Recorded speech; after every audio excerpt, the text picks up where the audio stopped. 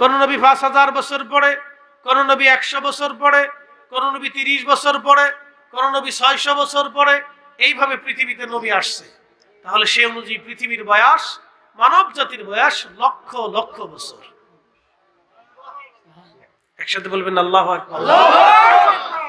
এই লক্ষ লক্ষ বছরে হাজার হাজার বিলিয়ন ট্রিলিয়ন কোটি কোটি মানুষ পৃথিবীতে আসছে, আবার তারা মাটির সাথে মিশে গেছে। এক কথা বলেন ঠিক কিনা? হাজার হাজার কোটি কোটি মানুষ পৃথিবীতে আসছে, আবার মাটির সাথে তারা মিশে গেছে। কথা ঠিক কিনা? আমরা কি হয়ে যাব?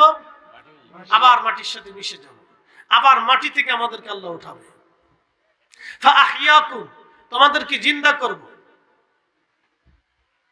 তোমরা জিন্দা করব।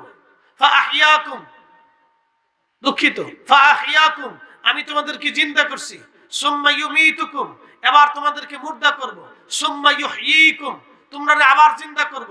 সুম্মা ইলাইহি তুরজাউন, তোমরা আমি আল্লাহ আবার আমার দরজার সামনে উত্থাপন করব। সুবহানাল্লাহ। মালিক আল্লাহ।